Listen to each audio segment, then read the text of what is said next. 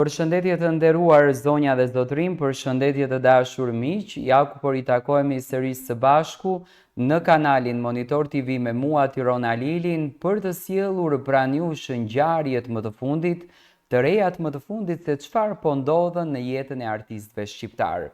Big Brother i ka përfunduar, por gjesti vazhdon të mbetet akoma në zemrën e të gjithë shqiptarëve. Kurreshtja e madhe se ku ndodhet ai, çfarë bën, si po vazhdon jeta e tij, a është bashkë me Eglin apo jo. Në këtë video do t'ju sjell lajmet më të fundit dhe do të tregoj se si qëndron marrëdhënia e tyre. Natën e djeshme, konkretisht, u bë publike një fotografi që Gjesti është kthyer në shtëpinë e tij në Pavlan, në fshatin aty ku Gjesti ka lindur, me patjetër për të takuar familjarët e tij të dashur. Normalisht që Egli nuk do të shkon në vizit me Gjestin që në momentin e parë, sepse Gjesti po takon prindërit, po takon familjen, po takon të dashurit e tij pas 6 muajsh, dhe normal që Gjesti njerë ka shkuar një natë në shtëpinë e tij, të merr rroba, të çlodhet, të merr gjërat personale, pasi që ju e dini shumë bukur që Gjesti edhe telefonin e tij nuk e ka patur, dhe ky që e ka patur në celularin e tij natën e djeshme kur Gjesti ka mbëritur në shtëpi, në fshatin e tij, në Pavlan. Fotografia është bërë virale nëpër të gjitha rrjetet sociale, ku Gjesti po han ushqimin e nënës së tij, me speca mbi tavolinë, me një supë tradicionale, do me thënë është kthyer në realitetin ku Gjesti ka jetuar, një djalë shumë tradicional. Shikoj ca komente, po pse Egli nuk është me të, po normal që Egli nuk do t'jetë me Gjestin që në ditën e parë, ai ka nevojë për të qetësuar pak veten, për të rimarrë veten, për t'u bashkuar me botën e jashtme, sepse ai ka qëndruar 6 muaj në izolim, që nuk kupton Gjesti, është mbyllur krejtësisht në një botë tjetër. Pas triumfit të shumë pritur në finalen e madhe të Big Brother VIP Albania 4, emri Besart Kelmendi, tashmë i njohur për të gjithë si Gjesti, është bërë një ndër më të përmendurit në mediat sociale, portale dhe rrjetet televizive, kur fitoria e tij u prit me shumë entuziazëm të jashtëzakonshëm nga publiku shqiptar në të dy anët e kufirit. Por duket se edhe gëzimi ka çmimin e vet, vëmendjen e pamëshirshme të publikut dhe kërshërinë shpesh të padurueshme të rrjeteve.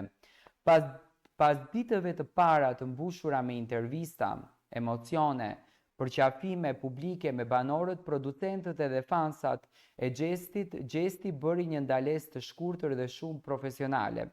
Vizitoi familjen e tij në Kosovë.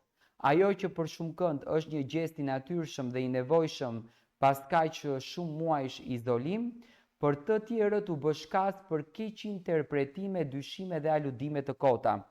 Pse nuk ishte Egli në këtë vizitë? A ka ndodhur diçka mes çiftit që u shndrua në simbol të dashurisë së sinqertë gjatë këtij spektakli? A është kjo një shenjë krisjeje apo thjesht një zgjedhje logjike dhe njerëzore? Le të themi qartë, ky nuk ishte një udhëtim i planifikuar për publicitet. Nuk ishte as për të bërë bujë nëpër media, as për të ndërtuar narrativ romantike për Instagram. Ishte një rikthim, një kthim i domosdoshëm, emocional, i papërshkrueshëm në fjalë. Një moment i përbashkët me nënën, baban, motrën, gjyshërit, ndoshta njerëzit e gjakut që e kanë ndjekur me lot në sy, me zemrën që rihte çdo natë dhe me emocionin, me krenari dhe me lutje. E si mund të mos shkonte? Si mund të mos i përqafonte njerëzit që i kishte parë për kaq kohë? Do me thënë, që se kishin ndjerë zërin e tij, që se kishin shijuar as aromën e prezencës së tij. Një djalë që sapo ka fituar zemrat e një kombi të tërë, kishte nevojë të përqafohej nga njerëzit që e njohin përtej kamerave, nga ata që e kanë parë të rritet, që e kanë dashur pa kushte. E ndërkohë që bota virtuale e rrjeteve sociale shpërthen në analiza e supozime, realiteti është më i thjeshtë se kaq dhe shumë më i bukur. Egli nuk mungoi sepse nuk deshi të ishte. Nuk mungoi sepse kishte krisje, mungoi sepse ritmi i jetës që ndjek fituesit e një formati të tillë nuk është më i zakonshëm. Ajo që po ndodh tani është një periudhë tranzicioni për të gjithë. Kalimi nga izolimi në famë, nga bisedat në dhomën e rrëfimit në intervista televizive, nga qetësia e brendshme në zhurmën e jashtme, kërkon kohë, qetësi dhe organizim. Burimet e afërta kanë konfirmuar se kjo vizitë në Kosovë është e shpejtë me kthim brenda ditës së sotme. Thjesht për të parë prindërit, thjesht për të thënë jam mirë, ju dua, faleminderit që nuk më lat vetëm, dhe sa po ai të jetë kthyer do të vazhdoj rrugtimin e tij pranë Eglit në çdo event, intervistë apo projekt që i pret në vazhdim. Dashuria mes tyre është një lidhje që lindi para syve të publikut, u rit mes sfidave, dilemave dhe ngrohtësisë së përbashkët. Tani në botën reale nuk ka më kamerman që regjistrojnë çdo përqafim, por ka realitet, ka orare të lodhshme, agjenda të mbushura, udhëtime dhe organizim, dhe mbi të gjitha ka një publik të tërë që po i ndjek me një lupë, me dashuri, por edhe me padurim. A është mungesa e një fotografie, një shenjë ndarjeje, apo është thjesht një hapësirë për frymëmarrje, për të përmbushur detyrimet familjare e profesionale që secili prej tyre i ka? E vërteta është se dashuria nuk promovohet me prezencën e çdo dalje publike. Nuk matet me numrin e fotove as me postimet në story, matet me qëndrueshmërinë në heshtje, me përkrahjen pas kamerave, me durimin që kërkon fama.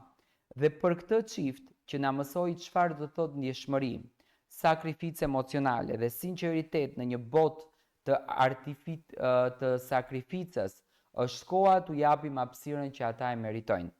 Gjesti nuk u largua nga Egli, thjesht u rikthye në rrënjët aty ku çdo njeri ka nevojë të kthehet pas një udhtimi të madh, aty ku nuk ka famë, por ka dashuri të vërtetë, dhe shumë shpejt do të jetë sërish pranë Eglit, duke vazhduar historinë që ende nuk ka thënë fjalën e fundit, sepse në fund dashuria nuk është spektakël, është jetesë dhe ata të dy po mësojnë të jetojnë bashkë në këtë realitet. Ky është një përshkrim që unë në fakt i kam bërë vizitës së Gjestit në fshatin e tij në Pavlan për të shuarit çike edhe këtë dhimbjen e madhe të gjithë aluduesve të cilët mendojnë që Gjesti dhe Egli janë të ndarë. Gjesti dhe Egli unë mendoj dhe po e them me gjithë zemër këtë që sa po kanë nisur rrugtimin e tyre të jetës, sa po kanë filluar rrugtimin e tyre të jetës, dhe çdo gjë nis tani. Gjesti mbrëm ka marrë celularin e tij në dorë për të kuptuar edhe se çfarë do të ndodhë më tej me marrëdhënien e tyre. Ky është realiteti i vizitës së Gjestit në Pavlan.